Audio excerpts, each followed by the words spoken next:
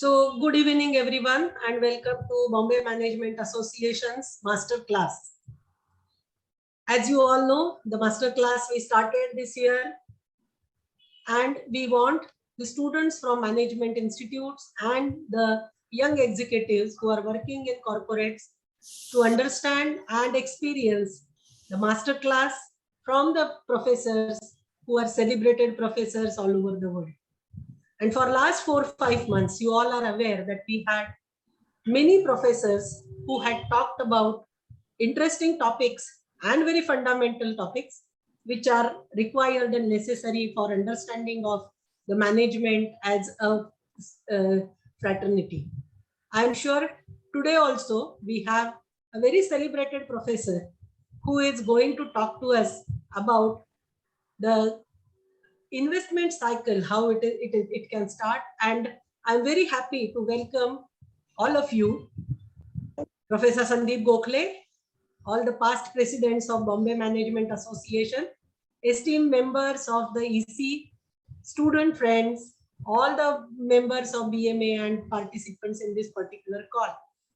I welcome you all to this session, which is a Bombay Management Association's masterclass. And we have today with us none other than Professor Sandeep Gokhale. Professor Sandeep Gokhale is an electrical engineer and a management graduate, financial management graduate from Jamnalal Bajaj Institute of Management Studies. For last many years, almost 30 years, Professor Sandeep Gokhale is teaching corporate finance, infrastructure, project financing, mergers, acquisitions, and many other courses. He is on the governing council. He is on governing council of IIM Ahmedabad, JSW School of Public Policy. He is also a member of Board of Management of NMIMS University. He is a member of Board of Management of Kriya University, Chennai. A very accomplished in his professional career. He started his career in 1984 with Siemens Limited. After Siemens, Professor Sandeep Gokhale joined ICICI, and in there, the project financing division, he was handling the project appraisal, investment analysis, and establishing economic viabilities of investment opportunities, and was also involved with project financing and carrying out due diligence and the risk analysis. In 1993, he joined Sterlite Industries in the corporate function and was looking after financing and project development activities.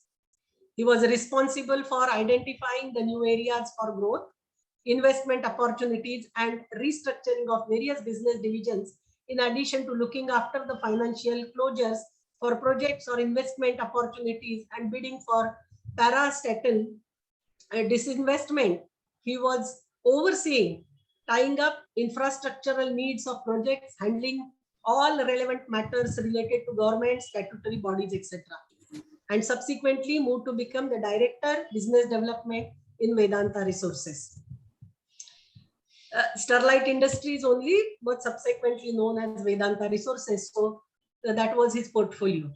In 2009, he joined JSW Group as a Group President, Business Development, and was leading development and financing of new business initiatives in natural resources, infrastructure, and real estate projects for JSW Group till March 2021, and is currently advisor to JSW Group.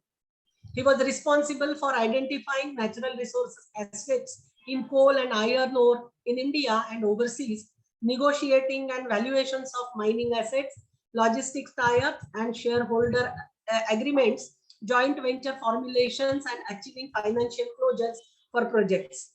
He is board member of several JSW Group companies and joint ventures. He has worked with all major government departments, financial institutions, banks, law firms, legal counsels, and consultancy firms in matters pertaining to project development, capital raising, valuation, restructuring of assets, and joint venture agreements. His academic interests range in all the areas of project, finance, feasibility studies, regulatory clearances, and many more. A very celebrated professor at Jamnalal Bajaj Institute of Management Studies.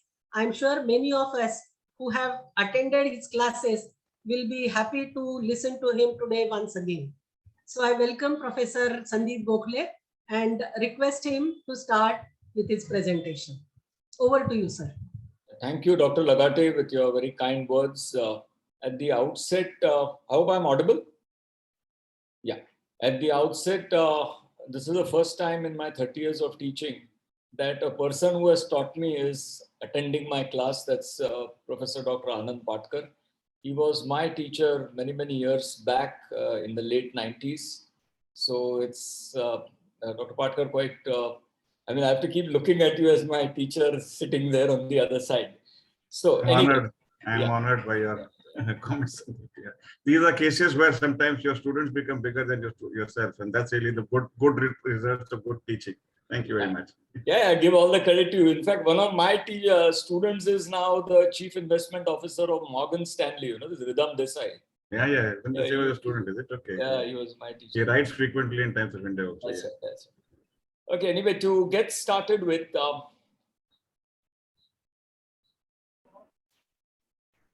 I'm going to talk about capital investment cycles. This is something which everybody in the country today, the economists, the bankers, the government itself, both on the economic front, on the political front, really want to get this going at the earliest, because in order to create jobs, or leave alone create, in order to protect existing jobs, protect existing bank exposures to various sectors, it is absolutely inherent that the CapEx investment cycle restarts. Now, pursuant to this, the pandemic, and if I were to say so, at least now it appears that the pandemic has got itself converted to an epidemic, so a little bit scaled down, but we are still very skeptical about it, if there is some further danger lurking around the corner. But be as it were to be, the revival, what all of us are seeing for the last 3 to 4 months, people have given different alphabets to the curve. Some are saying it's U-shaped, V-shaped, W-shaped. I mean, whatever alphabets you want to give. There is still a certain degree of uncertainty that does prevail, and I will get into that a bit later. We have also seen in the last 4 to 5 months a very interesting new age valuation phenomenon, where we find that here are companies which are themselves disclosing that for the next 10 years, they are not going to have any positive cash flows. However, they are still getting phenomenal valuations. This actually belies the earlier concept of valuations, where we use the discounted cash flow approach to determine what are the valuations of a company. Because if you look at the recent issue of Zomato, now if with a negative cash flow of 10 years, I will only get a negative value. Time would, of course, be the best judge whether these valuations are justifiable, for how long they are going to be sustainable. But it has definitely created one element of an issue for the conventional investment cycle.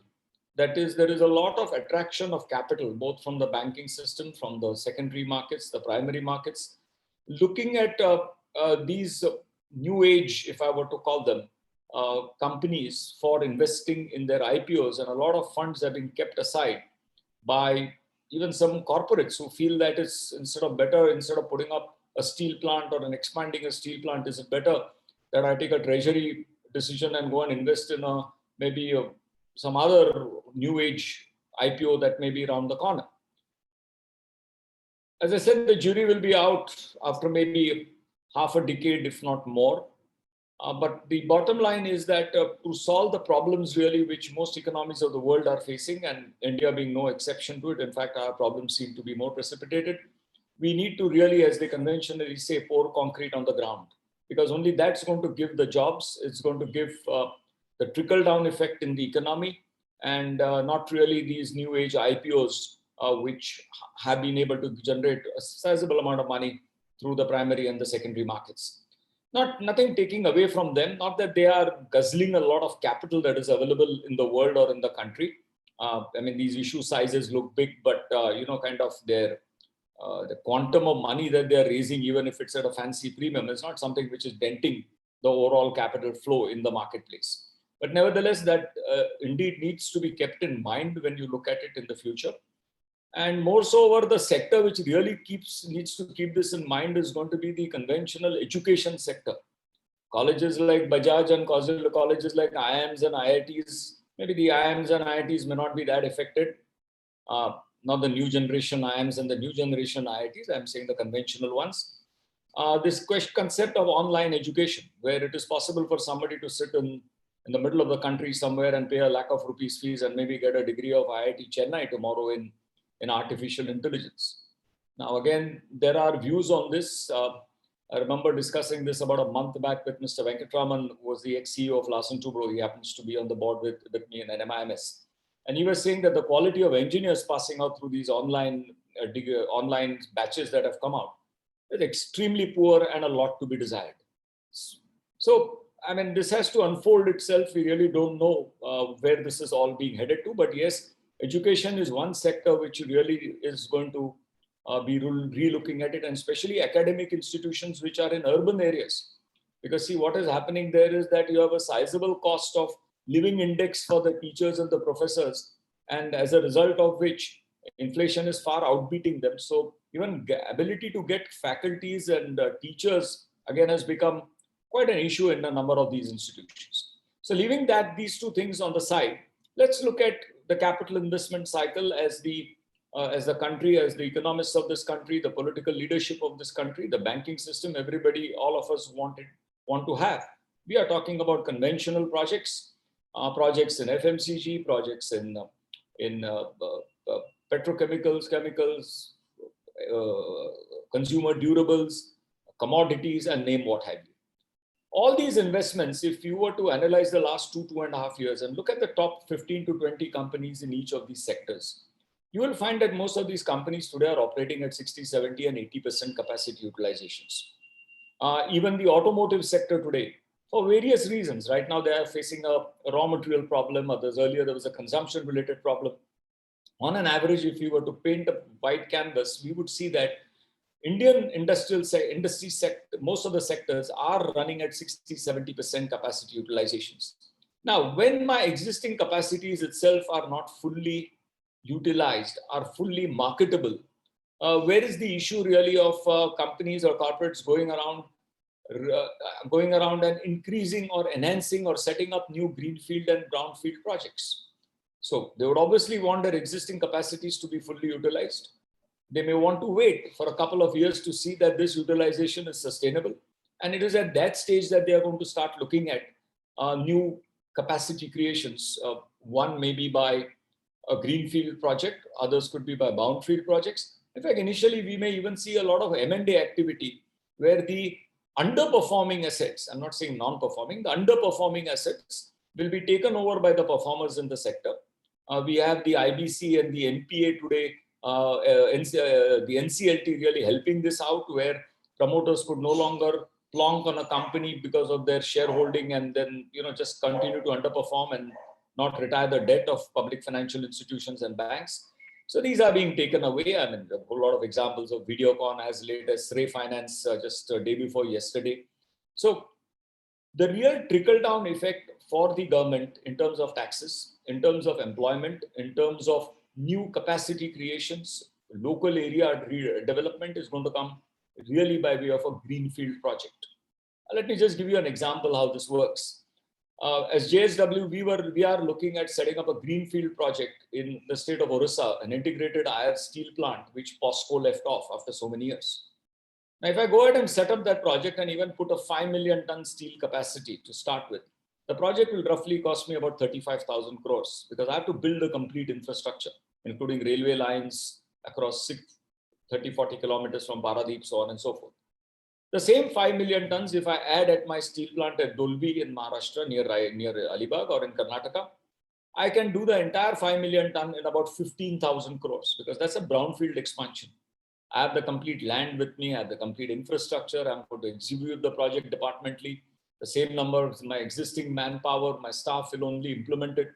The ease of implementation is much better. So a lot of companies, what they're going to do in the coming few years is going to be that they are going to be looking at, ensuring that their existing capacities are fully absorbed in the market. B, fully exhausting their brownfield expansion capability. There also, it's not limitless. For example, I'm just taking steel as an example where I come from.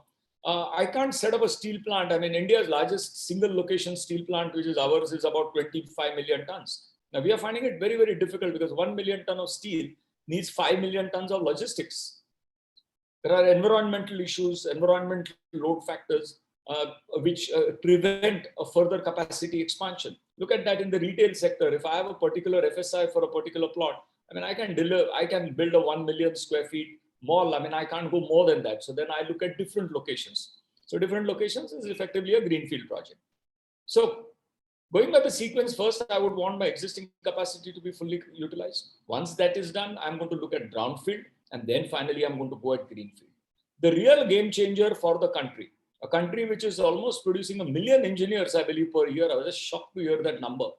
I believe 3 to 4 lakh management graduates. And I'm sure out of that, at least 50 to 60,000 management graduates are from decent, good institutions with good knowledge. Now, the question is, where do I absorb this kind of a capital that is coming out? I mean, today, most of these engineers, you see them, what they're doing, they're going into IT companies just to do coding. I mean, that platform changes 5 or 6 years down the line. This person is at the age of 30. He doesn't know what to do after that. Because, to continuously keep learning. I mean, I remember many people ask me that, Madam Lagate just said today, I just completed 31 years of teaching. I'm sure Mr. Patkar must be in his 40th. What makes you still come and teach on a Sunday morning? It is just this thing that if I know I have to take a class, I'm going to quickly recap as to what are the changes that have happened in the recent past. So, to keep yourself also abreast with what is happening is also quite a challenge in the human mind. So very few people are able to do it. But most of them, this big issue is going to come of simply getting into these jobs where there are codings in IT companies. So ultimately, the aim of the country or the political leadership or the government or the banking system, the industrial sector has to be how quickly we can transcend into a situation where we need to make or set up greenfield projects. For that, the existing capacities have to be absorbed. And number two, as I said, the brownfield capacities have to be exhausted. We recently have a case of Ford Motors. I mean, if you're talking about attracting new investments, I mean, here is an automobile company which was there over a decade and a half, exiting the country from production for the simple reason that they say that they don't have enough market for it. So this is what I mean by restart of the capital investment cycle. And after a lot of discussions and general deliberations and viewpoints, it is generally felt that what is it that will drive this? So if I were to look at these 4 boxes, there is one big box outside and 3 small ones inside. So what are those 3 small ones inside are typically functions of any organization which keep the organization in good shape and form. We have a function, and these are all, of course, I'm going to be talking only related to finance. So these are the lowermost one. You will see a function of audit taxation, which is absolutely statutory in nature. I have to have audits done. I have to pay my taxes. On top of it would be planning, policies, and decision makings in companies, product pricing, product mix, all that's done in management accounting. And in the center lies this restructuring, resource mobilization, and treasury functions. In that, let's look at restructuring. I mean, we see today that the government of India restructured itself in a big way in 2000 to 2003 when 13 PSUs were divested. Today you have hopefully Air India, which will go the first kid on the block in the, if I were to call this as the NDA 3 on political lines, and then they could have a host of other companies that will follow. It's a matter of great debate whether the government should be divesting out of the parastatal or the PSUs as giving away management control by selling or transferring 51% and the board control, or should they keep doing small tranches of equity sale, which they have been doing for time immemorial, sell 5% of Coal India and 2% of NTPC and, kind of just sell the family silver as they pay for the butler. They're just, raising the money for sale of some PSU shares to bridge the budgetary deficit. That's not really changing anything on the shop floor. The real answer to this would be privatization. And I think the only person who did it for a period of 1.5 years in 2002, 2003 was Mr. Arun Shourie, where those 13 companies were privatized. And those 13 companies privatized, I was very closely associated. We took, in fact, 2 of them, Hindustan Zinc and Balco. Even till date, not a single person has lost his job due to retrenchment because of privatization. And in fact, all these companies, if you see IPCL, VSNL, Hindustan Zinc, Balco, Paradeep Phosphate, they've all doubled and tripled their capacities in the last 12 to 13 years that have gone by. It's an interesting comparison as to how valuations change between equity sale and when a PSU is sold. As a management control, that's just for another day. Of course, Air India is going to be a bit different because it has got cash losses. What reminds me of, there was a company called Paradeep Phosphate, which I believe I just read in the paper. They're now coming out with an IPO after 12, 13 years. In 2003, the government then sold this Paradeep Phosphate at a negative valuation. I remember Oswal Group bought it and the government paid them some 500 or 600 crores and said, take the company along with all its liabilities. Because that was a company which was making huge losses for the government of India. Something similar to what Air India is and what apparently is rumored to be the Tata bid for it. The bid is technically positive 5,000-6,000 crores, but then they are asking them to take over 11,000 crores of lease rentals, then the retirement benefits of the employees. So anyway, this is all conjectures in the media. So planning, policies and decisions. Now, if this were to be the organization, we generally see that the organization in India or anywhere in the world is surrounded by these 4 blue kind of wordings that I've put up. Let's look at the one right at the top, business environment. We all know what is business environment in India today. We'll be looking at the banking system in India, the interest rates, the inflation, the deficit. We all know that interest will chase inflation, and inflation, government of India is the biggest borrower. So then deficit goes up and so does interest rates go up. Direct, indirect taxes, GST. Why should petroleum products not be brought into under GST today? You know that petroleum products not coming under GST is a huge disadvantage to a number of industries. It's not that the price of the consumer will come down. See, the government also knows that instead of putting an 18% or a 22 or 24% GST, they can put a 70% GST on petroleum and see that the selling price remains the same as it is today. But technically, it will be worded under GST. But that is still going to help the industry. It's going to help aviation. It's going to help an industry like steel, like mine. We consume almost about 1,000 crores of hydrocarbon products every year. Today, the VAT that I pay on it of 18%, I have to fully absorb it as tax because it is not vatable. It's the same thing is with the airlines today. They are paying service tax on a lot of food that they buy and so many services that they take. They are not able to offset the VAT on the petroleum products which they are paying. So this is all what we mean by business environment, the government's role in the industry. And here is where I come to a very important factor, which I'm going to dwell upon in the next half an hour or so, is, our economy, no matter we may not like the government, we all know that the government is a very poor player in running businesses. And that's why some 13 PSUs were privatized. One hopes a lot of them get privatized in the years to come. At least for the last 15, 20 years, government has stopped investing in new businesses. Otherwise, I still remember that we had a company called Balmer Lorry of the government of India, which what it was doing, it was a travel agency to book tickets. Later, of course, this Balmer Lorry repositioned themselves, and they were then involved in transportation of certain critical cargo like nuclear reactors, etc., for the government of India and so on and so forth.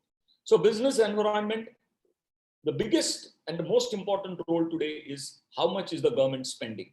We may not want the government to spend on projects which it executes itself and runs itself. But then we still want the government to spend. Because as I told you, due to this last 2.5 years uncertainty, which has been terrible, and even before that, it's not that everything was hunky-dory.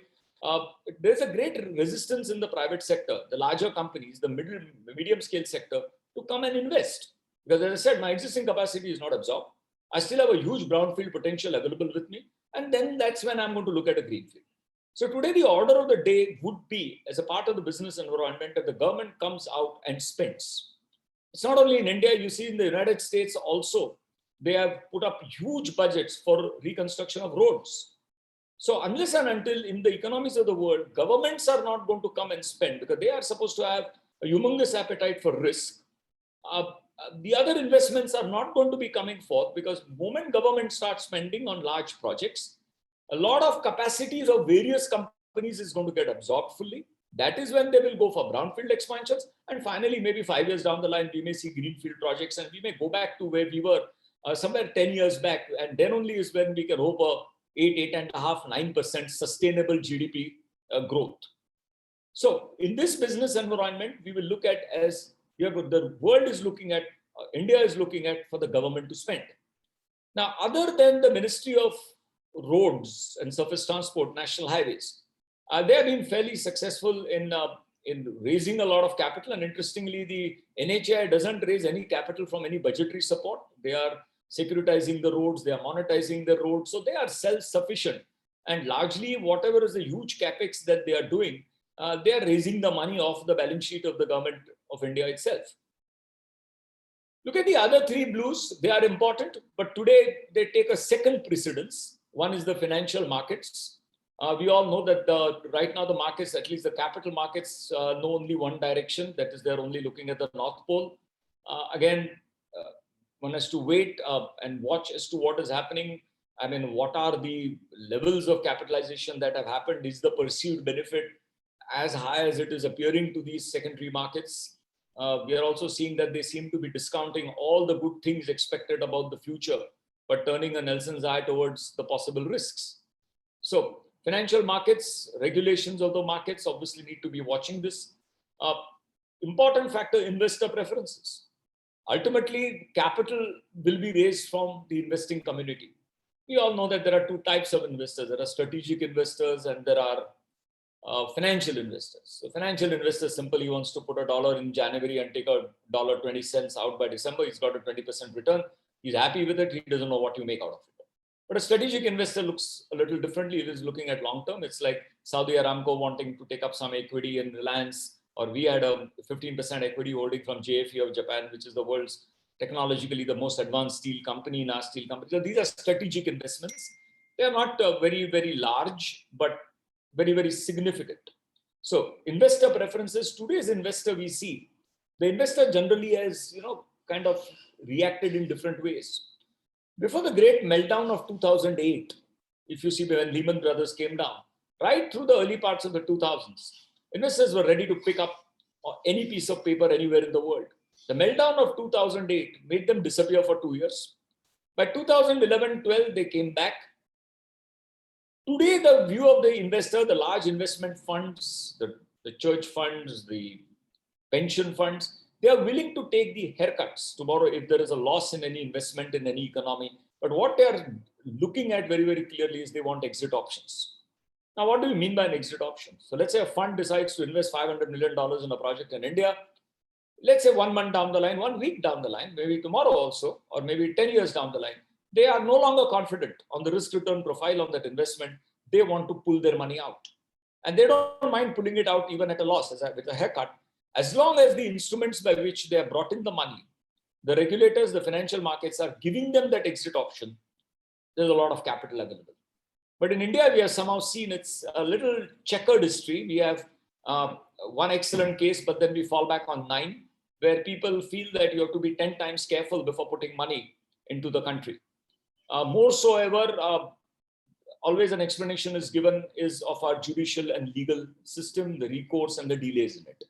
And which is quite factual that if you give 20 lakh, if you have to receive 20 lakh of rupees from somebody in a medium scale sector, and the fellow says, I'm not paying back, I don't know what he can do. I mean, we are fighting some cases, some genuine cases in the Bombay High Court. Today, a case doesn't get listed for 5 years. Now, the judiciary is right in its own way. They are overburdened. Everybody is right in his own way. But then what is the legal recourse that I have is quite an issue. And lastly, of course, is the valuation technique. What valuation mechanisms we are using? We have seen Zomato at one end of the spectrum. We are going to see Air India at the other end of the spectrum. The investor is just keeping on changing his goalpost as to what he wants about it.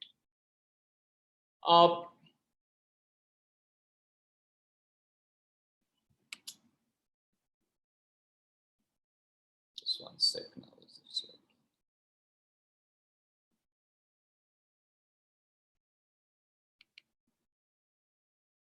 Right. Now, if I were to look at the last 3 to 4 years and what could happen going forward, in order to ensure that existing capacities are utilized, which will trigger further investments, the government needs to come and spend, because the private sector is not going to have the confidence to stick their neck out, raise huge amount of capital and start investing. The other problem that is coming in raising capital today is that no banker is willing to lend, and very likely so. Every banker wants a floating rate. Now today, if you see our inflation rates are, somebody's raised his hand. I will take all the questions right at the end, because since the time is very, very short. So in fact, I'm just jumping from one slide to the other. So today the banks are also lending at floating. Today we see that banks are advertising across that they will give a housing loan for 6.5%. You put money in a bond today, money is available at about, for a good rated borrower, at about 6.5 today. At best, it can stretch to 8 or 9. Now, the question is that we all know that interest rates are linked to inflation, and inflation is linked to deficit. Now, with inflation raising its head, if diesel is going to be 100 rupees a liter and petrol is going to be 110 rupees a liter, it's going to have an effect of a hyperinflation coming in across all sectors. We all know that the RBI rate of inflation is generally for a basket of consumables. The normal consumables, which all of us, I don't know, middle class, higher middle class, I don't know what definitions these are today, consume is, we are definitely at about 10 to 11%. So as the inflation is going to go up, the government's ability to raise money to fund its expenses, fund these capex projects, they will have to start offering higher interest rates. And the moment they start offering higher interest rates, their deficit is going to go up. And if the deficit goes up, obviously they're going to print currency notes, this M3 plus money supply, and that's going to lead to, again, inflation. So have we seen the nadir or the lowest inflation rates in the last 6 months back, or is it going to go down further, or is it now going to go up? Because as cost of debt will go up, valuations of equity are also going to come down. We're already seeing the first results of it in the US markets, where when the Fed rates are going up, you see the NASDAQ, etc., coming down. So this kind of a cycle we are going to see. So today the banks are very, very careful in lending. So are the borrowers. So a good quality borrower is not very sure as to whether this is the right time to raise capital, or does he wait and the cost of capital will go down further, at least the base rate, or is it the other way around and it is going to go up? And he's also going to be concerned that the product or the services which he is going to manufacture or which he is manufacturing, are they also linked to inflation? Now, I'll tell you, an industry which I come from steel, I'm not linked to inflation. I'm linked to what happens in China. Because if India has 130 million tons of steel capacity, China has 800 million tons of steel capacity. Now, with the present power crisis that is apparently there in China, what is going to happen? The steel plants in China do not need power. They are in fact exothermic, they generate power. But their steel consumption is going to come down, because if the other sectors are not going to be able to perform due to power shortages. Maybe I think it's made out much more in India than actually it must be on the ground, because we have this tendency somewhere, at times nationalism overtakes economic situations. I don't think the Chinese are going to allow this to go down that easily for some shortage of coal, etc., because they have enough nuclear capability. But if this were to be true, then there's going to be a lot of surplus steel available in China for the next 1.5, 2 years. If they start dumping that steel into India, you will see what will happen to the Indian steel markets. So many times you find that all products or services need not be linked to inflation. So today there is a little bit of a wait and watch approach, both by the lenders of funds as well as the corporates which are going to be raising the funds, that is this the right time? Classically said that, whenever there is a lot of volatility, investments come down because there's a wait and watch approach that is there. Though we have nowadays very sophisticated structured financing products where, we are able to kind of link the cost of the funding to the interest rates, etc. But then there is also a little bit, some products, some of them have even certain issues in it. So if we were to look at the government spending, because once the government starts spending, the year 21, 22, 23, if the government pumps money into the economy, it is then that the private sector's capacities will be consumed and they will start wearing the hat of an investor maybe in the year 2024. Now, what can the government do? See, in the US, I remember when the Lehman Brothers issue came up and they had to restart the economy. I remember President Obama, what he went and did. He pumped in some $40 billion literally within 15 days into American roads. See, America has a system in place where if the top decides to push money down, the money will go down till right at the end and it will be accounted for money. Now, the problem which the Indian political leadership has got is even if they have huge amount of money available with them, which they have, because now with these kind of oil prices at which they are selling, there are huge amount of oil revenues that are coming to the government of India because they are not reducing any of the taxes to insulate the consumer a little bit, which may be a one way of looking at things. Why should the government cross subsidize? Fair enough. Now, government of India is sitting on a lot of capital. Now the problem comes. Does it have the mechanisms in place? Does it have the projects in place? Does it have a pipeline in place where they can start disbursing from tomorrow morning? And then they don't have to worry that 6 months down the line, somebody will be calling it that it is a scam and it has not been used and the CAG will get onto it.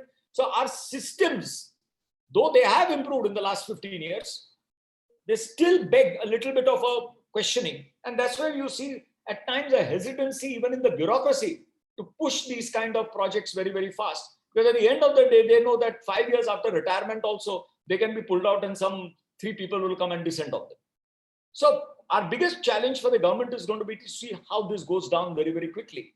What the government has done so far in the last couple of years is they have said we'll put money directly in the hands of the consumer or the citizens of this country. And there are various schemes for it. There'll be Manrega, there could be this, there could be that. And they're saying we are directly crediting the Jan Dhan accounts. And then we want the economy to come up because then these people will have a lot of money to spend and they will buy goods and services in the market that will create the demand.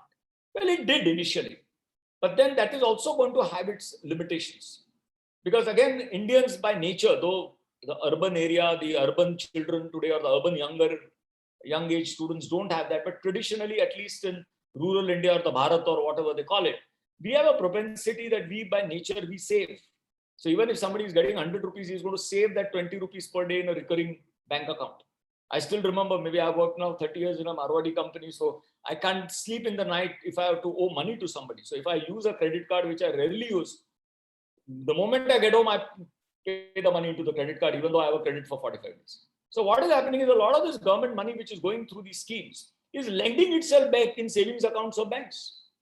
So then again, what is happening is that again, the government is burdened to service that interest. So one way of looking at it was the government gets back into spending, and which better way they can spend, they can use infrastructure financing for it. So here is where infrastructure comes in. So what are the sectors which they have been investing in the past? Some of them they have opened to the private sector, some the government continues to do it. So there could be power, roads, bridges, telecom, airports, urban infrastructure, rail, water supply. Let's quickly run through these. Power is the oldest sector which they tried to bring in private investments. And it's given very, very poor results for the simple reason that out of the 100% power that is produced in India, only 60% is billed and paid for. 40% of the power is free. Now, free could be in terms of theft. It could be in terms of farm subsidies that a farmer pays. I mean, I remember in the government of Tamil Nadu had at one point of a scheme where a farmer never paid anything for his electricity for his pump. But he didn't use it only for the pump. He laid a line from that and he lit his house also with it. So 40%, the net is 40% of the power which is produced in India is not paid for. So the balance 60% is taking the brunt. So that's why you have, there's always a very interesting question that when there is a power cut, why is the BST allowing in Mumbai these huge banners illuminated with lights? Why don't you cut that light? But they are paying almost 18 rupees a unit. And if you don't give them the power and they don't pay 18 rupees per unit, your electricity boards, as it is, they have a problem of survivability. They will simply drown. So power sector, lot of issues. There are issues in generation, transmission, distribution. Let's not get into those sectoral ones. And of course, the last 5 days, what is being talked about by the government also, I think the next 4-5 months is a huge issue of shortage of coal. And most of your NTPC power plants are with 1 and 2 days coal stock when normally it is about 15 to 20. And when you start opening a new coal mine, it takes about 5 years to 7 years in this country. So you have no immediate shortcuts. We are talking about solar and wind, and I mean, these are all nice in management discussions on ASSOCHAM, FICCI, CII. We all felt that overnight we'll start going into solar and nuclear. I mean, as the minister said yesterday, 85% of Indian power is still coming from fossil fuel, that is coal. And it will take at least 25 years to bring it down to 50%. So there are a lot of issues in the power sector today and big questions. But roads and bridges, yes, the roads, especially under the auspices of NHAI, also certain state governments like Maharashtra, for example, as MSRDC, which is doing very well. And they have largely become self-financing now. They are building the roads and then they are selling the road off on a boot basis. I'll quickly run through that later, where they monetize the entire money that they're paid. And so the entire money comes back to them at the end of the project, and they can reinvest that money to build more projects. So I think a phenomenal job done in roads, both by the central government as well as by the various state governments, including bridges. Telecom has been again a phenomenal success story in India. I remember I used to have a phone 98200. So somebody told me it's a 16 rupee phone. I said, what are you talking 16 rupees? He said, no, initially when mobiles came, 98200 used to be the first numbers. It was 16 rupees per minute. And today you see it is free. So now that's the kind of success the telecom sector has had. Of course, we have had some problems in that of people bellying up, including what happened to Vodafone. Now, if I were to wear the government hat, I would say it is Vodafone who is responsible for what they did. Because they always knew that the ARC had to be paid. You never thought about it. You said only it is to be paid after 10 years and after 12 years. Why bother right now? Make hay while the sun shines. And you kept giving yourselves huge amount of dividend and stripping cash out of these companies. In fact, I would say the Supreme Court has been a little magnanimous in allowing them that additional 4 or 5 years time to be given. So, and again, we started with 10, 12 telecom companies. Now there are 3 left, but that's been seen in every industrial sector. You see, when the sector looks good, everybody jumps onto it. And then suddenly you will find over a number of 4, 5, 10 years, people get merged, acquired, consolidate, and ultimately 3 or 4 remain. I'm sure we'll see this of the real estate sector. We are going to see about these education platforms also. I'm quite skeptical that India apparently has now got almost about 120 deemed universities. So there is survivability for all this. So telecom, a huge success. Airports, bit of a problem in the sense, and the problem was not due to the sector, but was due to the promoters. In fact, I worked on the Bombay International Airport for about 3 years, this new Terminal T2, what you see. You'll always observe there, I mean, I used to internally think about myself, that why are we spending so lavishly on these terminal buildings? Ultimately, the building you could board an aircraft. I think somebody switched on his mic, if you can just switch it off. Right. So, I mean, you go to the United States today, the world's most capitalist country, all its airports are under government control, save and except only one, that is Atlanta. All airports are under government control. It's only the Asia Pacific region where we have this concept of exuberantly spending on terminal buildings. You'll see Swarnabhumi in Bangkok, Changi, all these airports you see. And that's where the viability becomes a big issue. Today, all these privatized airports in this country have a problem paying interest, leave alone paying back the installment. Of course, you can give them credit for 25, 30 years because the business cycle is very good. I mean, they can't be a competing airport. But the other story in India is that any private sector industrial house, an individual who has gone into infrastructure, generally has failed. Now we have to see, and it will be a great case study. I've already started writing it down. What happens to the Adani enterprises 10 years from now? Because if 10 years back, if I would have said to somebody that Anil Ambani is going to kick the bucket, I would be considered as mad. You see, the entire so-called promoters, which generally initial period came from the state of Andhra Pradesh, from Hyderabad, the GMRs and the GVKs and the power company guys, all gone bust. What this clearly shows is that India, prima facie, is a socialist country. The role for private sector in infrastructure has to be very carefully be thought about. So now Mr. Adani has gone and in fact picked up almost all the airports in India today. I think only what remains is Delhi, I think. Chennai, they are never going to privatize, and I'm sure Mamata Banerjee is never going to allow Calcutta. So, but all the other airports, we see them, they have gone into that route. So airports, mixed bag, urban infrastructure and municipal capacity building. Now, these are fantastic projects. They are small, they are manageable. The local community tends to benefit. So the local community is willing to contribute. Now, this is a new area which India should try for. In fact, the BMC is already trying for it. We had a good presentation to the Municipal Commissioner recently. What do I mean by municipal capacity building? See, this was actually urban infrastructure. The classical case study of this is to an airport about 70 kilometers north of Los Angeles in a place called Orange County. So the people of Orange County, whenever they had to travel, and even if they had to take a 2-hour flight to somewhere in the middle of the United States, they had to go to the Los Angeles International Airport, check in 3 hours before, huge airport, typically what we see.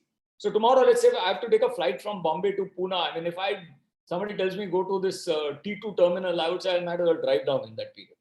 So what the people of Orange County did, the county floated a bond, which is called as the airport bond. It carried a 0 coupon interest. There's no interest will be paid. Only the money will be paid back. And the money was used to build a small airport for Orange County. The people gave the money free of cost. Why? Because it was going to benefit to them in the long run. There are certain municipal bonds raised, may not be with 0%, but say 2%, 3%, 4%. So in an Indian situation, definitely if you give a 6% sovereign back return, and maybe you can talk to the government of India to make it tax-free. So a 5 or a 6% tax-free sovereign back return, I'm telling you, there'll be so much money available to these municipalities and municipal capacity buildings. But the key here would lie is that the people would like to see the project being implemented in front of their eyes and not a daylight robbery of money being siphoned out. Now, these are the two things in India which, with our municipal corporations across the country, there has to be a question mark. Otherwise, there is abundant amount of money available for these kind of projects which immediately benefit the local community. And if those projects are taken over by these local community municipal bonds, a lot of state funding will be prevented and those funds could be used for so many other things. Schools could be a classical example. I mean, why can't, today you have this case of, I don't know how much it has been successful, but you know what, the thing on academics, what really is a problem in India is our school education and undergraduation education is absolutely pittance. And that's why every person wants to do a post-graduation. Today there was a nice article in the Times of India which said that I believe there are 1 lakh schools in India who have only one teacher. So, why can't these schools, the municipal schools can be given to local municipal capacity building? So there's a lot of things can be done. These are small projects, funding is easy and repayments are easier. Water supply schemes, transport terminals. Now, transport terminals have been done. The state of Haryana, I think, has done it in the big way. Punjab has done. One of the first water supply schemes in India we saw was at Tirupur, where it was a Mahindra and Mahindra United Utilities and Government of Tamil Nadu coming together. And of course, rail. Now, rail is something what slowly they are talking about. Ideally, India is a classical case where a simple example is the entire Rajdhani expresses which run and the Shatabdis which run. I'm sure there are 100 of them across the country. They run on the tracks owned by the Government of India, but then the entire coaches, in-service coaches, the ticketing, the pricing, you give it out and privatize that. Only the locomotive and the rail tracks will be used, which will be of the government, for which there'll be a certain fixed charge by a regulator. Today, they are talking about even privatizing of railway stations. Though railways is still a very, very initial period right now, but again, a great place to look at investments. Now, what is the basic difference between an infrastructure project and a conventional project? I'm just going to skip certain things because see, this is what is the basic difference that we see. If I were to look at a company like Hindustan Lever, I would look at a company, let's say like LG, or let's say a steel company like mine, or a pharma company or an IT company. How those business models, how are they different? They're all together as one bunch. Infrastructure is something else. It's juxtaposed. See, in all these examples that I gave you, let's take a simple example of a company like LG, which is proposing to launch some new products. Their entire risk starts after they go into operations. See, to set up a new facility to manufacture, let's say, state-of-art plasma televisions or a new car company, electric vehicle plant. What is there to set up the plant? Go take a 5-10 acre piece of land today. All these IDCs and all are bending backwards. They'll come to your house and give you the land. Build your boundary wall. Technology is available. Pay for it. Bring the machines. Maybe 6-8 months, 9 months, depending upon the gestation period. You're up and running. Now the way is where the problem will start. About selling prices, competition, service. A lot of things, technological obsolescence of your own product. Always nice to say that I am at the cutting edge of technology, But then the question is, as you made somebody obsolete, somebody is going to make you obsolete someday. That's on a lighter way. We always say in JSW, we are happy to be in a very, very low technology area of making steel, making cement, and making power. As long as humanity lives, these three things are required. I am a low technology guy. So there are risks of technology being at the edge of that. Now, so no risk in building an automobile plant, no risk in building a consumer durable plant, a pharma plant, no issues. Problem is in operations, and look at the risks in operations. But when you see an infrastructure project, it is juxtaposed. Lot of risks during construction period. Look at a simple thing, the Bombay-Pune Expressway when it was built, or why the Bombay-Goa NH17. I mean, I don't know, last 20 years it's being talked about that it will be completed. Why? You have land acquisition problems, you have this, you have that. Please remember that any infrastructure project is in the public domain. I will tell you, as far as the Mumbai International Airport is concerned, Mumbai is losing a lot of revenues because all airlines, they do not want to make Mumbai the hub. See, an airport will always make money if it's the hub. Like, for example, for Delta, Atlanta is the hub. They get concessional rates because there's a fixed income that comes to the airport. Now, problem in Bombay is that because we don't have a second parallel runway, look at the holding period that is happening in Bombay now. Navi Mumbai Airport, I keep on saying it's not going to happen in my lifetime. And I'm going to live long, don't worry. At least another 15 years more, if not more. Okay, we are far away from that. I mean, politicians can keep making statements. And then second, the bigger problem with Navi Mumbai is going to be that, again, how are you going to have the mass transit system? Unless, of course, you feel that then Navi Mumbai is going to grow so much that then you will have like London, you know, there's a Heathrow and a Gatwick catering to two different parts of the city. But now look at Bombay Airport today. They're not able to build the parallel runway. Why? Because we are not able to acquire land. So all these infrastructure projects are in public domain. You have to set up a shore-based power plant. You have to build a jetty. The fishermen will object. This will object. I mean, setting up a greenfield infrastructure project in India is a lifetime for somebody, I can assure you that. As a result, there's a huge risk of delays in the project, cost overrun. There are some projects which are left alone, just cannot be completed. So once, however, if I build the infrastructure project and people start getting used to consuming that infrastructure, I am then in what I call it as an autopilot mode. So today, to run the Bombay-Pune Expressway, on a lighter vein, you need a moron to run it, because an intelligent person will always like to do something in life every day. And there is nothing to be done there. Earlier, so they have to lift the pole, take your money and close it. Now even that is not required. It will keep running for 30, 40 years. You can even securitize the receivables and collect money upfront. Same thing is it today with the Terminal T2, the Mumbai, the Sahar Airport. There's nothing to be done. Mr. Adani doesn't have to do anything. Mr. Reddy didn't have to do anything. Because there is a regulator, he will fix you your passenger user fees and the airline user fees. They are all to ensure that all your cash flows are met and there's a fixed return on equity. You are an autopilot. Whereas if you see, the non-infra projects are exactly the opposite. So in infrastructure projects, the key is the ability to implement it. The entire money lies in the EPC contracts. That's why you see companies like L&T and all, they would love to take the contracts but not take balance sheet exposures, because there's a risk in that. Now, how is an infrastructure project? As I said, I don't have time to go into all these details. Let me just close this with a beautiful slide. And I will give you the example of the Mumbai International Airport, how it is structured. Delhi would be the same, Hyderabad, Bangalore, they're all going to be the same. So the project company is the SPV, or the special purpose vehicle. See, please appreciate that no two infrastructure projects are identical. So even there could be two roads projects I'm doing. One could be a tolling road, one could be an annuity road. So similarly in airports also, there are different models. So if you take GMR today, GMR Airports Limited, which is the listed company, Hyderabad is a greenfield project and it is not on revenue share. Whereas Delhi, they took an existing airport and it's on a revenue share. The bidding was for revenue, same as Bombay. So what happens in Mumbai, there's a special purpose vehicle company set up, Mumbai International Airport Limited. 26% of that is held by the government of India, which I believe now they are thinking of diluting, which according to me could be quite a dangerous precedent that they are setting. Because the airport at the end of the day is a strategic asset.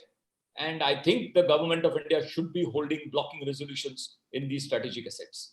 Because if you fully privatize that, and tomorrow in the event of a conflict or in the event of a, what do I call them, running into a conflict, If the Indian Air Force decides to do requisitioning of the Mumbai airport and its airstrip, and if it's fully in private hands, I really don't know what happens. And then if such a clause is kept that in the event of an exigence, the government of India will have a right over it, then what happens to the insurance premiums these airports will have to pay during the peacetime, which is the majority of the time, by majority, overwhelming majority. So these are typical challenges that come. I remember this problem had come here during Shipping Corporation of India privatization, because certain oil tankers are used by the Indian Navy in the event of an exigence to refuel Indian warships. So here is a Mumbai International Airport. As we speak today, 26% government of India, and the balance is with now with Adani's, and there will be, I think, South African airports. They can also exit now, because when these airports were privatized, please remember in 2006-07, no Indian business house or the private sector had no experience in running airports. So the AI was a little careful about it, and the government said, no, we must have at least a partner who's holding 26%, who has an experience of running, designing airports. So I remember Mumbai was taken from South African airports, Delhi was with Frankfurt Airport Authority, so on and so forth. Because I still remember I was in Sterlite in those days, and we were bidding for this airport. And our partners were Macquarie Bank and Airport National Dapari. I told Mr. Agarwal on the light away, you're sure you want it, because the day you take it and sign the shareholder agreement, in the night after 12 o'clock, the next day when the BA-138 from London lands, British Airways is going to be under your command and control. And if anything happens to that, you're up for cleaners. So that was a time when, they had insisted on some foreign operators who had experiences in running. But now with almost 15 years of passage of time, I think government rightly so has diluted that condition. But now there's enough experience available in the private sector. Of course, the ex-AI employees also still continue to work. So here was Mumbai International Airport project company who gave the concession. So in an infrastructure project, a concession is a very important thing, because all land, everything is owned by the government. So for example, the concessionary here was the Ministry of Civil Aviation.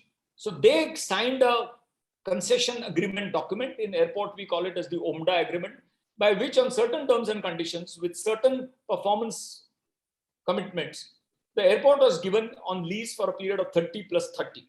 This was done in 2006. So we are about 15 years into it now. So government was the Ministry of Civil Aviation was the concessionary. In a Bombay-Pune Expressway, it will be the PWD department of the government of Maharashtra which will give the concession. If it's a municipal project, it will be the BMC which will give you the concession. It depends as to what is the level of planning of the government. Now, this project company, what did it do? How was this project company set up? There were sponsors of this project company, wherein equity came.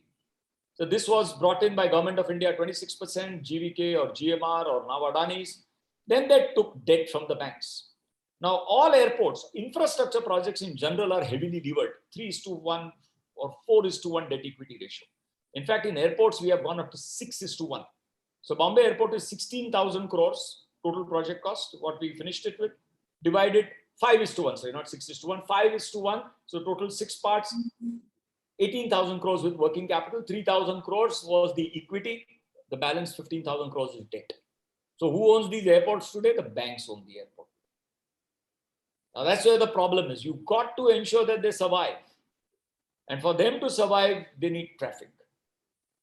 For them to have traffic, in fact, it will go against this concept of online education, online businesses, because you should travel, cargo should move. So the lenders to the project, the sponsors to the project. Now, if I'm raising some money by way of debentures or something, or a public funding, and I need to create security in favor of the public, I can have a security trustee. The BAA has that arrangement. The British Airport Authority, which own Gatwick, Stansted, and Heathrow, have taken money from the public, municipal bonds, which the people of London have subscribed to. Now, they can't create security in front of everybody, so they have a trustee, which is a bank in between. Now, who are the users of this project? Is the public. So what is the public? Public will mean you and me. It will be the airlines. It will be the cargo operators. So there is then, how do you fix their tariff? Because please remember, this is an exclusive company. If Mumbai International Airport suddenly says that I am increasing passenger user fees, which is currently, I believe, about 500 rupees domestic, to suddenly 2,000 rupees. You have no option but to pay, otherwise you will not get an aircraft out of Mumbai. But that's the only airport. So obviously the government doesn't want that too. So there is a regulator in between. He is the youngest regulator on our block. Earlier we had SEBI, we have TRAI.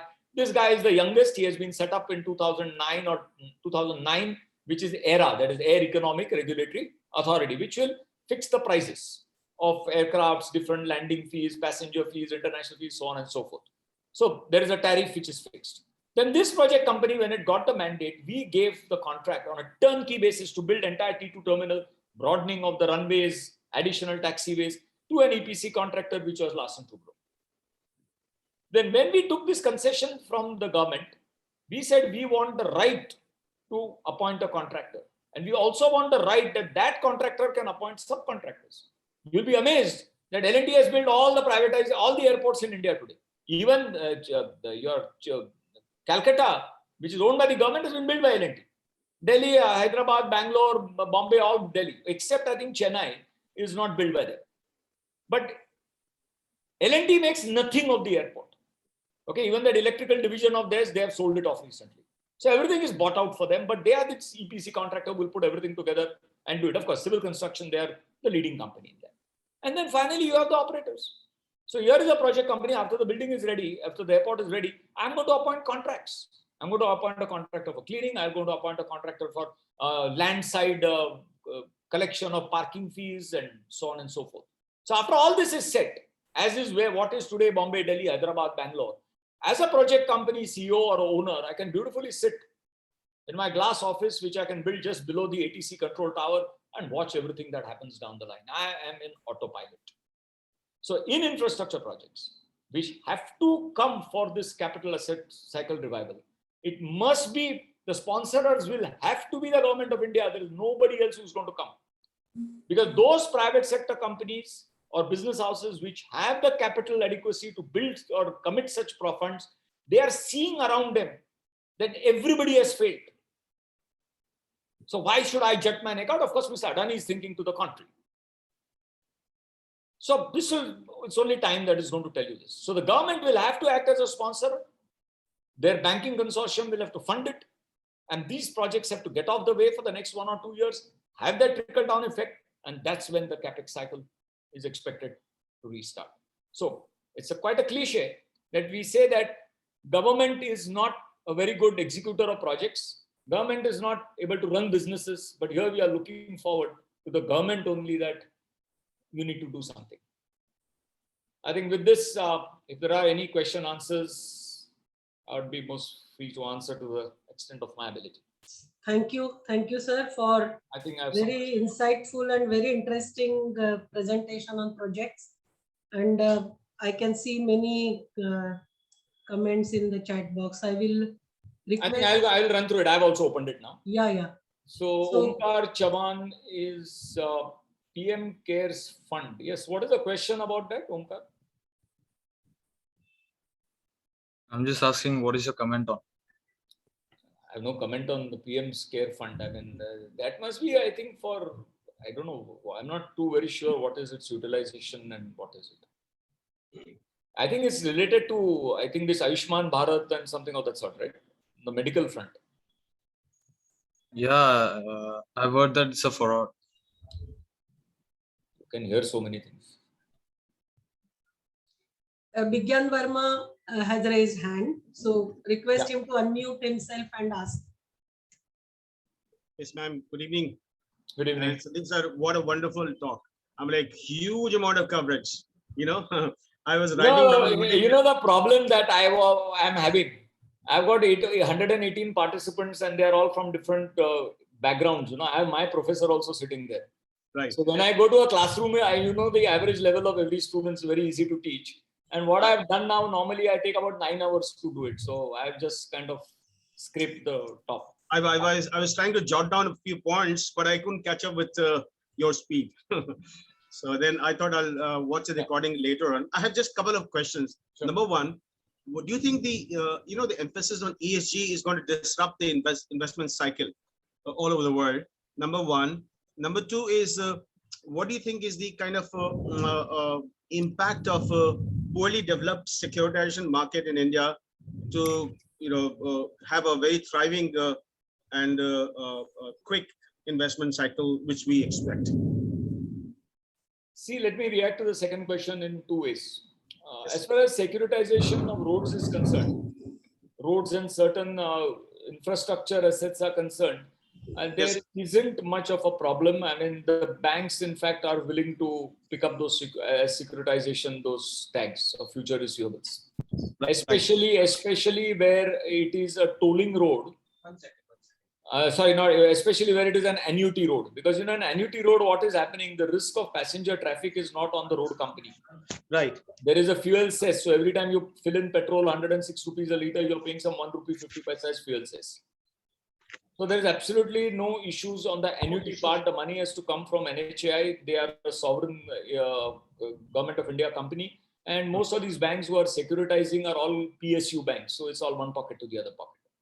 Right. As far as securitization of private sector real estate, and you had those typical classical cases of large office complexes being built and then put up. See, it all depends on the quality of the person to whom you are leasing it out. So there is no dearth of money available for securitization. The problem is that what is the quality of the credit rating on whose receivables you are securitizing? Answering your first question, that problem has always been consistent for the last 3 to 4 decades. I mean, see, we have very poor secondary debt markets in this country. Our equity markets spiral as if there is no tomorrow. But you go for a secondary debt market listing, there are very poor takers. So that is why, in fact, I mean, in traditional project financing, we always say that there should be adequate equity, but more emphasis on debt, which has a low coupon rate. That is, you give those convertible warrants and tradable warrants, etc. But then where do I list that debt instrument? I'm not able to give any exit option to my investor. So there's a huge problem in this country, because the people who are there in the equity markets are there with a very, very short run or a short vision investment return. There's the other thing I really don't know, but we always like, as they say medically, a good doctor will always tell you, I'm not here to treat your reports, I'm here to treat you. We always try to treat our reports, medical reports. The same thing is happening here. Look at the BSE or the NSE index today. 2 years back, my company was not as the index script in that index. Last year, when my share went up from 170 rupees when the COVID broke, it was 170. It went up to about 300 rupees by mid of last year. We were suddenly brought into the index stock, and today I am at 800 rupees. Wow. Now, maybe I'm going to start declining now.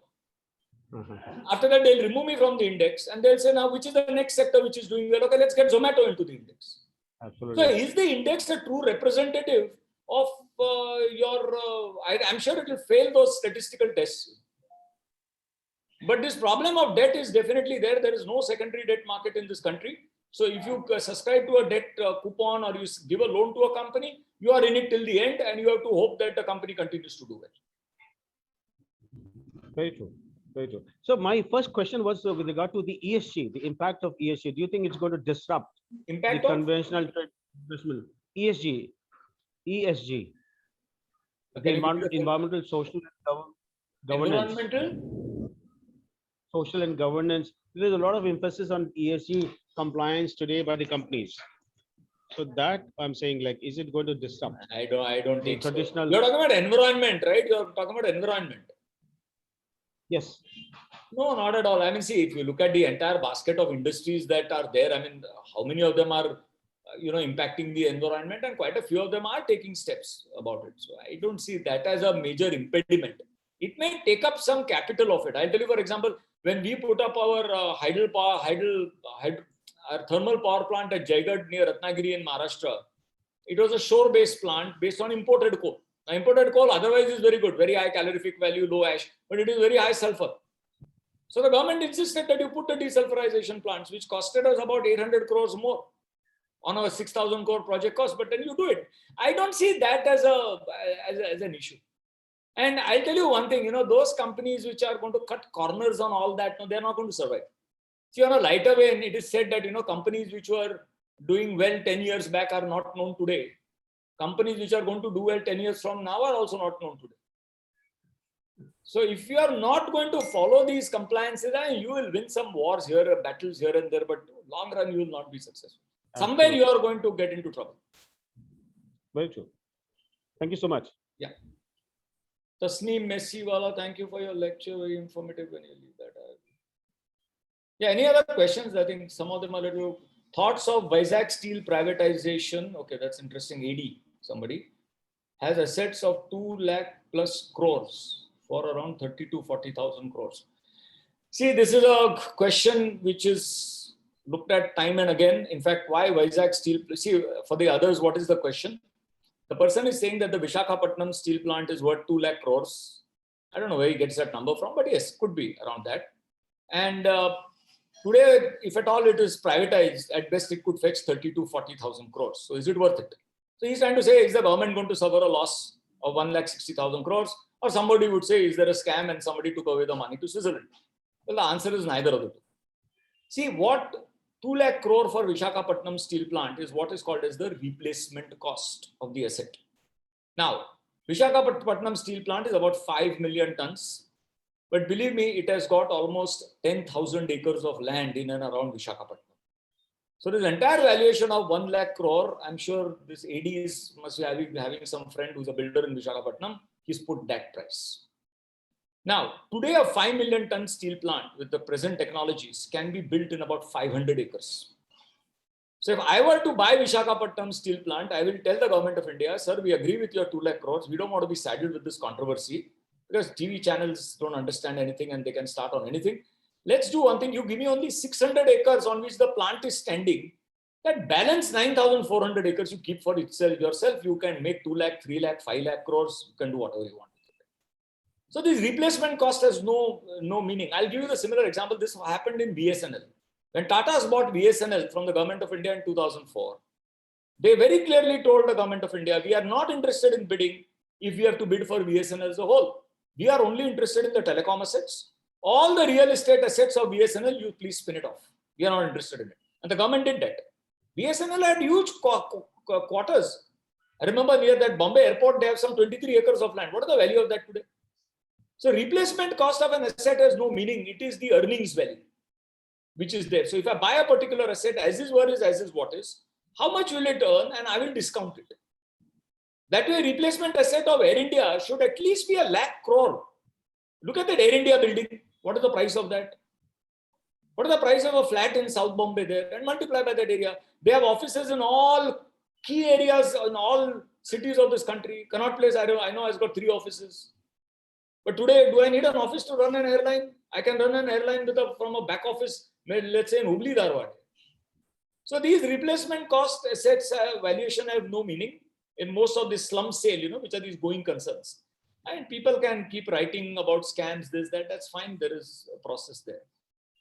The Balco also, we had the same issue. I'll just give you this example.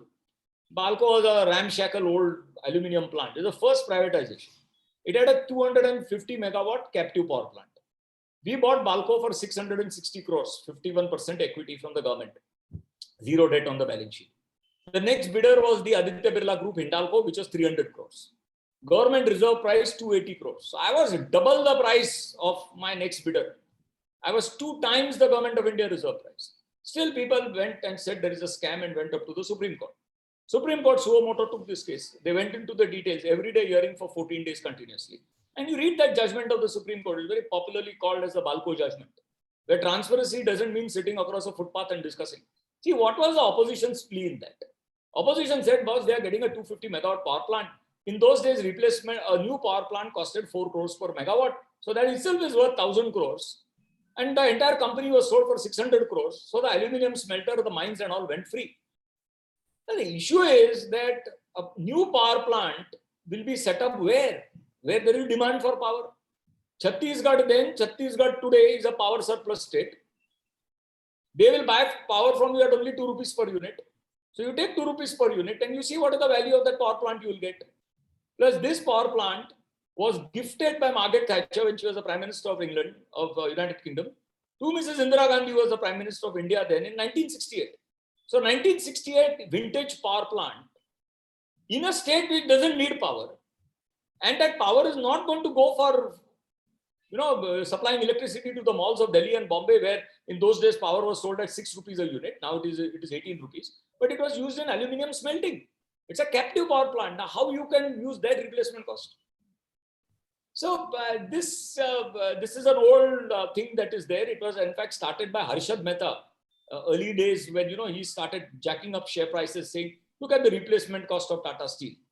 That's not the way the world looks at it today. Today, you put your foot where your mouth is, kind of. I mean, I'm not going to pay unnecessarily.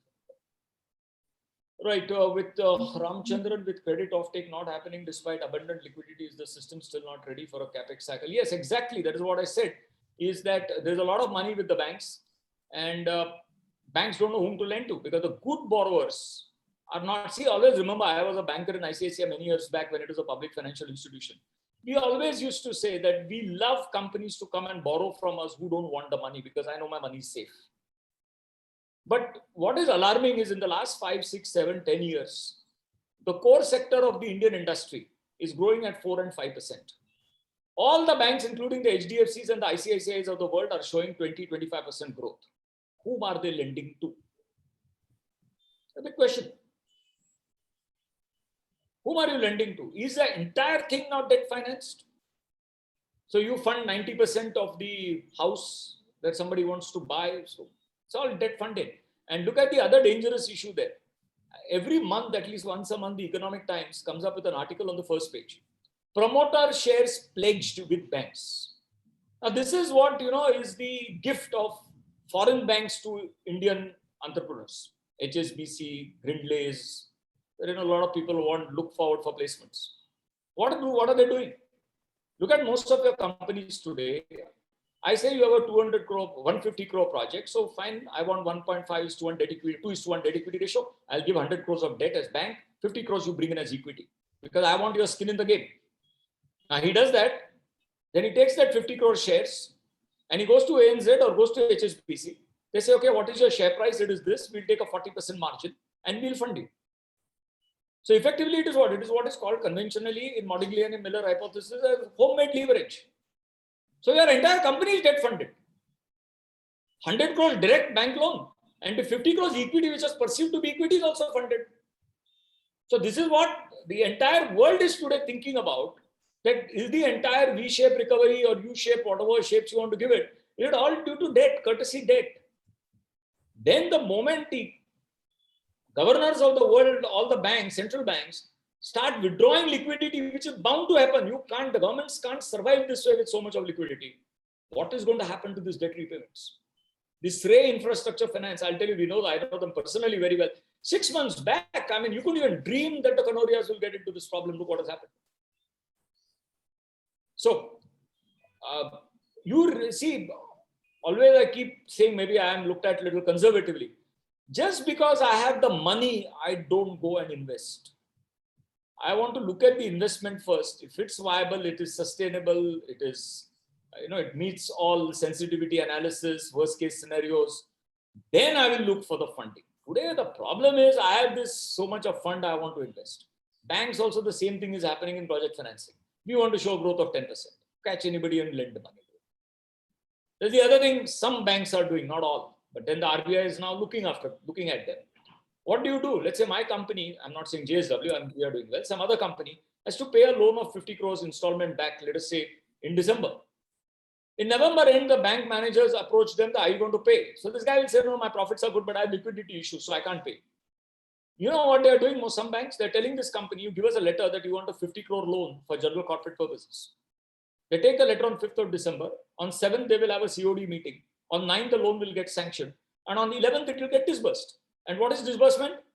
To be adjusted against the dues. Now look what the bank balance sheet is going to look. Fantastic efficiency. Within 9 days, they have sanctioned the loan and disbursed it. No NPA, that 50 crores doesn't come as an NPA. Growth is seen, that new 50 crore loan was given, everything is hunky-dory. Next, in March, he will say, do the same thing and do the same thing. Now, if I'm a manager of that area or whatever, a VP of that area, I'll say, sir, let's keep doing this for 3 years. I want my growth. I want my promotions. After 3 years, I will go to some other bank or I will go to some other department, somebody else's problem. And this is happening all around us today. So credit offtake, I mean, I'm sure there are a lot of takers of credit, but you don't know whether it's going to come back to you. And the good people, they are just deleveraging. Look at Reliance, what Mr. Ambani is saying. He says, by next year, I'll be a debt-free company. You know what that means for a lot of banks? There's no business with Reliance. I'm a steel company. Today I should be having roughly about 65,000 crores of debt. Steel generally we follow 1.5:1. My debt today is only 12,000 crores. That's why I took the recent debt because of the Bhushan acquisition. Is there a possibility that a PSU gem like Coal India, NTPC, see government holding below 50%? What would be the impact, Rahul? Yes, it would definitely be seen. I mean, NTPC 101%. I think even Coal India also. And it has no impact, if you ask me. And in fact, the government's valuation, they'll get a huge value for management control, where people like you and me will benefit as taxpayers because the government is going to get money. I think I can't do it in this, but we can look at this as to how these valuations change. Okay, I'll give you a brief example. Before 2000, when the government of India was doing equity shares, like 5%, 4%, no management control. They always never wanted to go below 51%. That is, keep it as a PSU. BSNL was sold in the marketplace by government of India at about 7 PE multiple. When they sold it to Tata's in 2003, with management control and 51%, they got a P multiple of 23 times. Now, remember, when they sold it at 7 P multiple, BSNL had the exclusivity of handling all international data traffic. You'll be surprised. Till the year almost 1999, only BSNL could access any international data.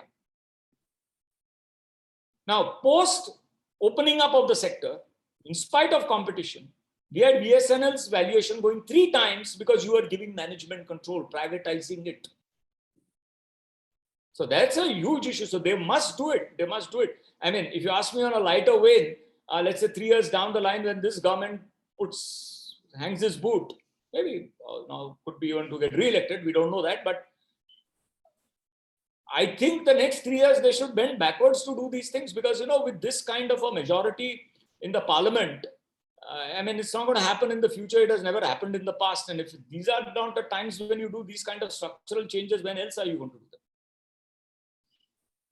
When will Air India be taken over by Tata? I mean, I don't know that, but presumably before the end of the year. I think there are always, the fine signing and all obviously takes a lot of time.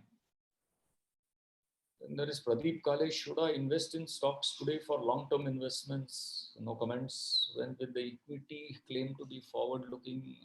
I think related to markets, I really don't want to look at anything. Any other questions, or I think we are not at 6:23. We would like to know about the projects that you did it in Uttarakhand and Kedarnath. If you can mention something about that. Those are okay. I am an avid trekker and a mountaineer. So I remember in 2000, what was it now? It's almost been 5 years. So we are in 21. 2016. We had gone for some trekking there, and Mr. Saran Jindal, somebody told him that we should visit Kedarnath. So we just went to Kedarnath. So when we went, a lot of those pandas and all said, to Kedarnath, there was a major flood, or what they call it, a deluge rather, in 2013, where the entire thing was completely washed off, sans the temple, which is almost about 3,500 years old. I mean, nobody knows really the date when the temple was really built. It is said that it was built by the Pandavas after the Mahabharata war. So if you can put a date on the Mahabharata war, you can put a date on Kedarnath. And there is a general misconception that it is Adi Shankaracharya who built Kedarnath. No, he didn't. He built Badrinath, whereas Kedarnath was, took his Samadhi at Kedarnath. So Kedarnath, basically, it was all, so they wanted a small kind of a pravachan hall or something. So we said we will do it. But later we got involved more and more. Then the local government shifted from a Congress to a BJP government. The Prime Minister got involved in it. And he has apparently spent about 5 years at Kedarnath between the ages of 33 to 38. So he is very, very closely attached to it.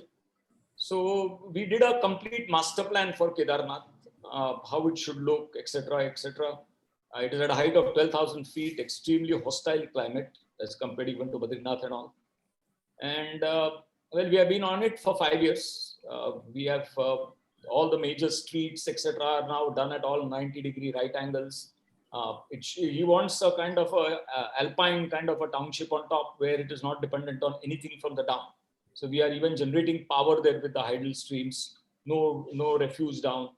And in the peak season of the Yatra, you have almost about 25,000 people who come. Now, for example, just yesterday, the government of High Court of Uttarakhand has removed the cap on it. So we are expecting for the balance 1 month, a huge amount of people coming there. So helipads were built. But what we have done is that we are going to be reconstructing all the houses for the Tirth Purohits there. There are totally about 3 lakh square feet of houses to be built. So we are building them in local stone with local slate. I mean, totally in accordance with the local surroundings. No concrete, no steel. And then we are also in the final stages of completion of the Adi Shankaracharya Samadhi. Now that was actually a project of a little bit of a crowning glory for us. Now, otherwise, a lot of other projects, CSR, etc., a lot of people do. But there is one Adi Shankaracharya and there is one Samadhi office. So this was about 500 meters behind the temple. And the old Samadhi was a standard typical structure which had got washed off. So we kind of have built a submerged Samadhi there. So when you stand at the temple and look back towards the Gangotri peak, incidentally, the peak behind Kedarnath is the Gangotri peak because behind is Gangotri.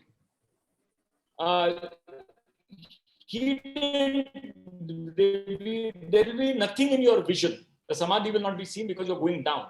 So what we have done is we have excavated about 12 meters at a height of 12,000 feet. And the Mandakini river flows very, very close by. So, we have to do a lot of embankments to see that the river doesn't come down. And there will be a 22 feet statue which will be set up, which will be installed there. That exact location now, this is a question of faith and not belief. Belief is always something which you can logically rationale yourself. Faith is something you have faith on. Like you touch a cow, you feel there are 22,000 gods. So it's a matter of faith. They say that that is the point where he took the Samadhi because there have been a lot of studies done by the Wadia Institute of Himalayan Geophysics as well as the IIT Roorkee of certain magnetic dipole moments out there. And there's a saying that if you stay there, in the spinal cord, you have these chakras, which Ayurveda says that any disease is due to the misalignment of the chakras. So if these chakras are aligned, technically you should not die. So they say that living there, these chakras do get not fully aligned, you're going to die someday, but at least they get aligned to a certain extent. So there'll be a Samadhi that statue will be built. So that was a big exercise. The total statue weighs about 24 tons.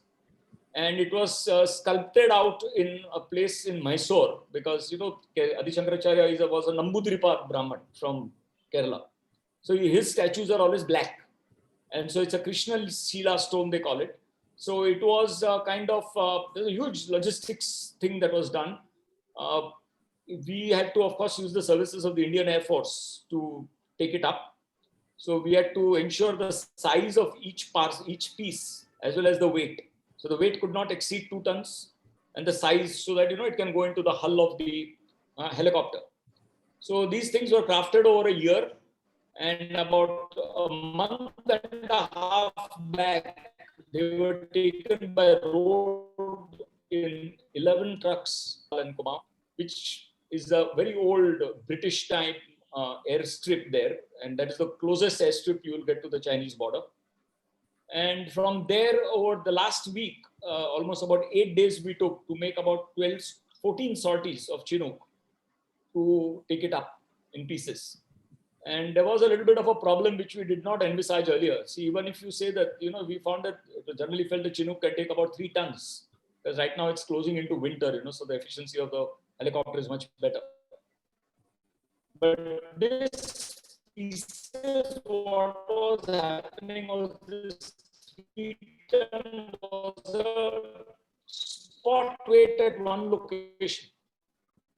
The Chinook can take 3 tons in a big tank or operation. So the entire cartridge net was lifted. So the thing was hanging about 30 feet, 40 feet below the chopper. So now that is in its final stages of erection. And with that, after that, when the PM also got involved in it, so they expanded the scope.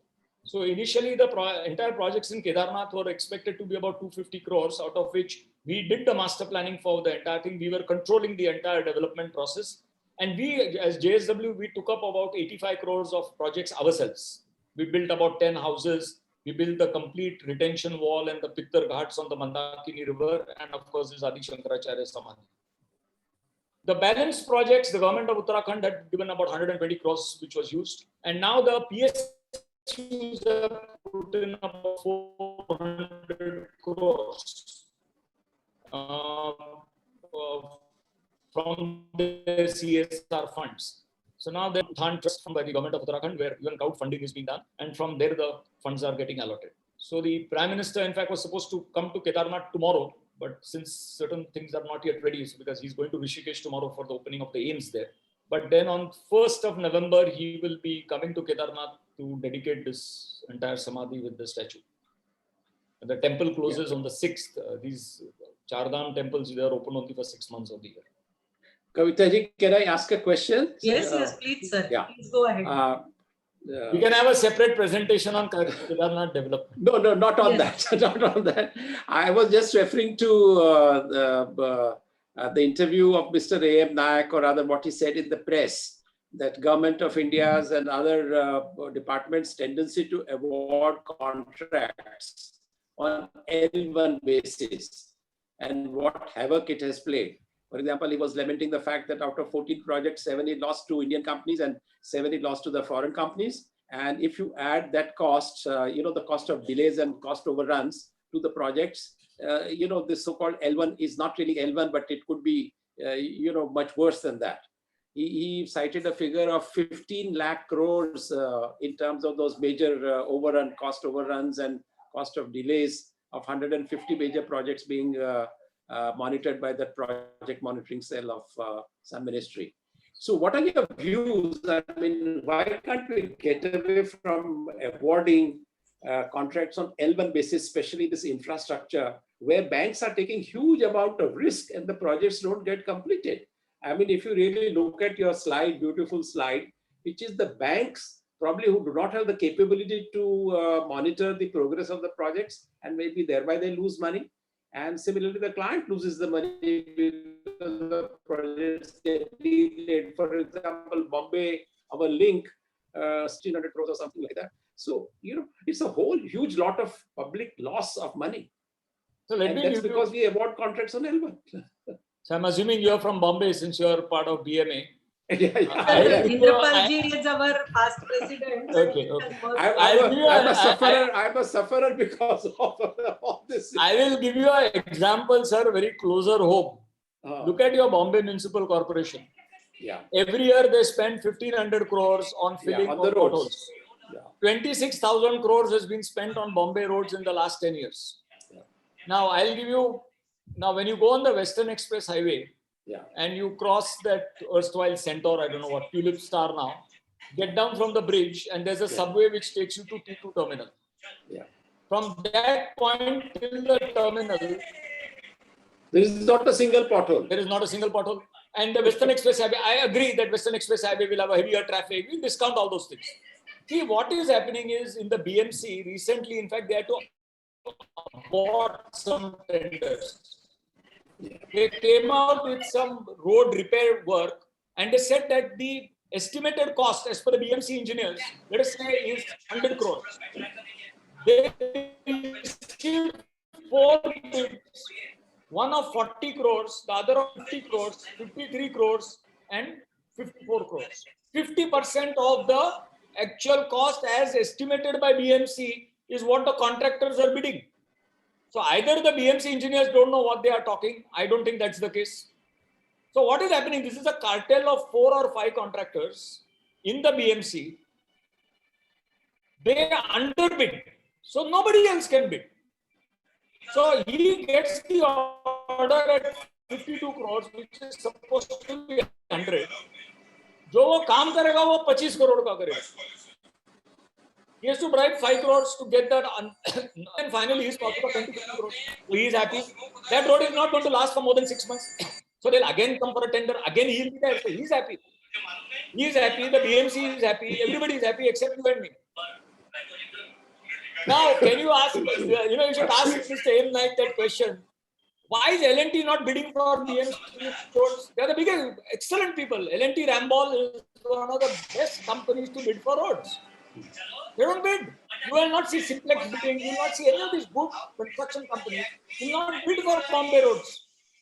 Because this is undercutting. So the same thing is happening. Only NHAI, to certain saving grace, they are a shade better than all this. And in fact, NHAI had a beautiful model. There used to be a person called Mr. Haldia, who later went to the planning commission. He got extensions. He just recently retired. He came with a beautiful scheme. He said, yeah, annuity roads, what happens? You spend the money, you build the road. Now you have been given 3 years to build the road by NHAI. And you ask for, say, 20 years of annuity. So 4 per year. So you are getting 80 annuities. He says, if you build it instead of 3 years in 2.5 years, you'll get 2 more annuities.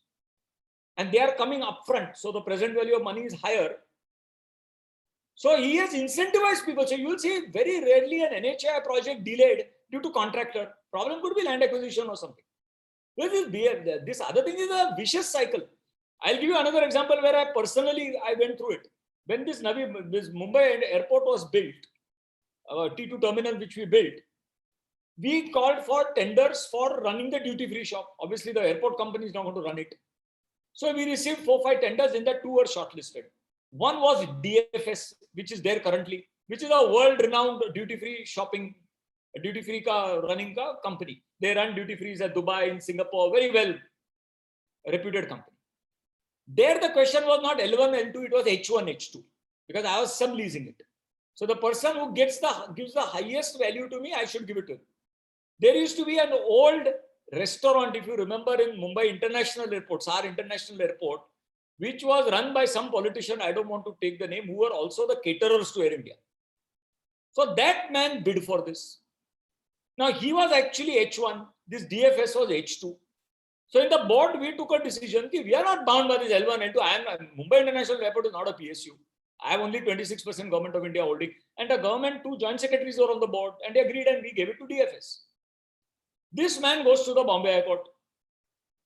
You will be surprised at the decision of the Bombay High Court. Bombay High Court is saying that even if Mumbai International Airport Limited is not a public limited company, it's not a public sector, since it is performing a public function, all PSU norms will be. You have robbed MIL of certain revenue, which you will try to recover by higher passenger fees. So our counsel, Janak Dwarkar, said, sir, by that logic, even a taxi or a rickshaw operator is doing a public function. And that would have been the end of privatization. The government immediately, that time, solely was Solicitor Attorney General, appealed to the Supreme Court. The matter is still with the Supreme Court. Or else everything will be questioned there. Aapne wo granite kyun lagaya? Why you have this? I mean, it's endless. I will request. But this L1, L2 and the bureaucrats, I'm telling you, nobody wants to jut his neck out because later there is nobody to save them. I have a personal experience of the ex-Coal Secretary, Mr. Gupta. I mean, you can't get a more honest person than him in front of God. God may be tempted, but not you. Today, he's in Tihar jail. You know that, for 1 year sentencing? He went to such an extent, he says, I don't even have a money as a retired IS officer to fight and get a senior counsel to appeal in the Supreme Court. So it all depends as to what. So this entire thing, if you really look at it, we are running the School of Public Policy with IIM Ahmedabad now. So we have got a very interesting lady. She's now the Professor, Chair and Dean, Narmata Chindarkar from the Lee Kuan School in Singapore. She was telling me in Singapore government, the government bureaucrats are paid more than the private sector. A student passing out of Bajaj, I'll tell you, may go as some vice president, treasury in Citibank is just a cashier.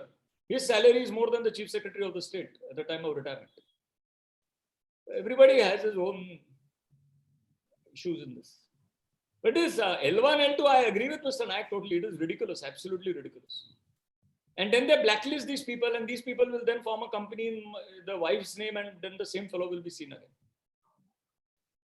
Thank you. I will request Dr. Patkar to give his comments. I have no special comments really, except to say that I was honored right in the beginning when Sandeep pointed out as one of the faculties of his who's present over here. Quite happy to see the kind of the depth and the diversity of the coverage of the subject that Sandeep brought to the table today. It was amazing. It's a big learning experience. I would love to keep kind of hear such kind of presentations from time to time. They give you a different perspective. It's not a subject in which I am concerned with on a day-to-day basis, but they give you a perspective which is so important that you can carry it into other areas of work life and so on. I'm very proud to have had association with Sandeep quite a large many years ago, but having seen him grow and develop and into a wonderful business person and a social commentator, and also an infrastructure, particularly the kind of work they're doing, and through the photographs I've seen at Badrinath and whatnot, it's really something that you make me proud, Sandeep. That's really the only comment that I have. Thank you, sir. Thank you, Dr. Patkar. Before we close, I will request all of you to please keep your videos on for some time so that we can have a photograph of this BMA masterclass with the Professor Sandeep Gokhale. And Professor, really thankful to you for such a energetic and very diverse kind of experience that you have given us in this particular session. The students of who are attending this Bombay Management Association's masterclass and all those who are present today have benefited by the way you have presented it. Only few slides, but the information that you have shared with us is immense, and I think you have given a very different perspective to the project management and infrastructure development and your candid opinions about it. So we are very thankful to you, and we'll have you sometime later also to talk about the Kedarnath project with the photographs and what was before and after. That will be great experience for all of us. We'll close here, but before that, let me remind you that the Friday fundamentals, this time we will have Dr. Anand Patkar's second book, Who is in Charge? This is the book that will be released on 8th of October. 5 o'clock we will start. Please join us. And tomorrow onwards, we are having the Navratri. I wish you all the best and the season's greeting for this coming season. And stay home, stay safe. And I hope that you will all have a look at our Bombay Management Association's YouTube channel. Now you all know that there are more than 180 videos that are available to you. Do watch them at your leisure and let us know your comments on the videos that we have presented to you in the BMA YouTube channel. So thank you very much for joining us, and we'll stop here. Thank you. Thank you. Lakshmi? Yes, ma'am.